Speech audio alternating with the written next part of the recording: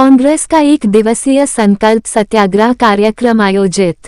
कांग्रेस के पूर्व अध्यक्ष एवं सांसद राहुल गांधी की लोकसभा सदस्यता रद्द करने के विरोध में प्रदेश कांग्रेस कमेटी के आह्वान पर आज महानगर कांग्रेस कमेटी, यूथ कांग्रेस, सेवा दल कांग्रेस, महिला कांग्रेस कमेटी समेत समस्त विभाग के पदाधिकारियों ने रामनगर रोड स्थित राजकीय चिकित्सालय के बाहर पार्क में महात्मा गांधी की प्रतिमा के समक्ष उनके चित्र पर पुष्प अर्पित कर एक दिवसीय संकल्प सत्याग्रह कार्यक्रम आयोजित किया गया।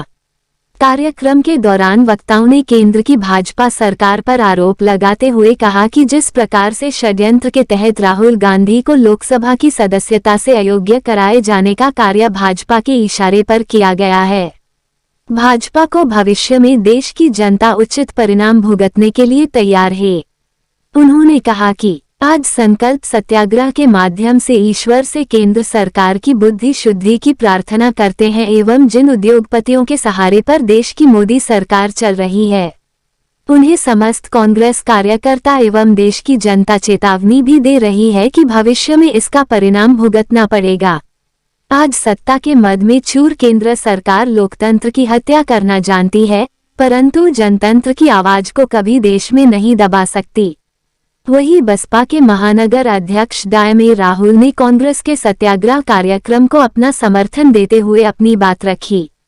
इसी के साथ ही आम आदमी पार्टी ने भी इस कार्यक्रम में अपना समर्थन दिया। काशीपुर से जुगनू खान की रिपोर्ट। कांग्रेस पार्टी का सत्याग्रह आज जो है यहाँ पार्क सरकारी अस्पताल के पास पार्क है, उसमें रखा गया था। कांग्रेस के महानगर अध्यक्ष संदीप सहगल जी का आह्वान पर मैसेज आया कि राहुल भाई आप ऐसे थे कि हमने कहा हम आपके साथ हैं। जिस तरीके से लोकतंत्र की हत्या की जा रही वो सरासर गलत है। हमारे बहुजन समाज पार्टी के संस्थापक माननीय काशीराम जी सदन में बोल रहे थे, उनको बोलते समय स्पीकर ने कहा कि सर आपका टाइम ख़त्म हो गया।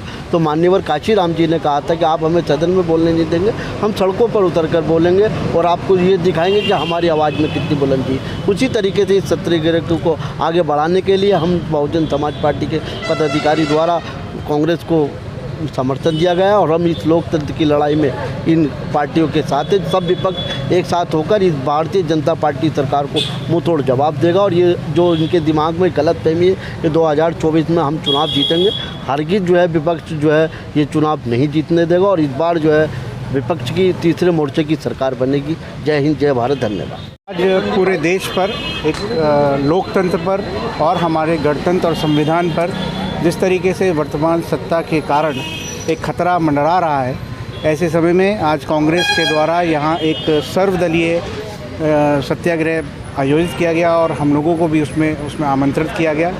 हम धन्यवाद करते हैं, कांग्रेस ने हमको इस बात के लिए उचित समझा और एकजुटता की राह पर चलते हुए हम सभी ने इस पूरे घटनाक्रम की जो हाल ही में राहुल गांधी जी की मुकदमे के बारे में जो निर्णय आया है, उसके साथ में ही उसके अगले ही दिन जिस तरीके से उनकी लोकसभा से सदस्यता रद्द की गई है, इस सारे मुद्दे पर हम सब एकमत हैं और सरकार का पुरजोर विरोध करते हैं। लोकतंत्र की रक्षा के लिए हम सब एक साथ इकट्ठे हैं और जब भी लोकतंत्र पर आवाज़ आएगी हम इकट्ठे ही दिखेंगे। आज जैसा कि आप सभी को विदित है, जिस प्रकार से केंद्र सरकार द्वारा लोकतंत्र की हत्या की जा रही है, उसी के परिप्रेक्ष्य में श्री राहुल गांधी जी को जिस प्रकार से 2 वर्ष की एक मैक्सिमम सज़ा सुनाई गई, जो आज से पहले कभी ऐसा नहीं हुआ और उसके तत्काल ही उनकी संसद से भी सदस्यता लोकसभा अध्यक्ष जी द्वारा समाप्त कर दी गई। आने वाले अप्रैल में वायनाड में चुनाव की भी तैयारी शुरू कर दी गई। तो ऐसा प्रतीत होता है कि सब कुछ एक षड्यंत्र के तहत हुआ और इस षड्यंत्र को हम किसी भी कीमत पर अंजाम नहीं जाने देंगे, नेस्तनाबूद करके रहेंगे। आज मैं आभार व्यक्त करता हूँ, हमारे बीच में बहुजन समाज पार्टी, आम आदमी पार्टी के समस्त नेतागण उपस्थित हैं और सभी लोग जिस प्रकार से केंद्र सरकार लोकतंत्र की हत्या कर रही है, उसमें संपूर्ण विपक्ष एक है और इस किसी भी कीमत पर लोकतंत्र की हत्या नहीं होने देंगे। हम सब विपक्ष एकजुट होकर आने वाले समय में इस तानाशाह सरकार और इस गुंडागर्दी कर रही सरकार के खिलाफ एकजुट होकर आवाज़ उठाएंगे।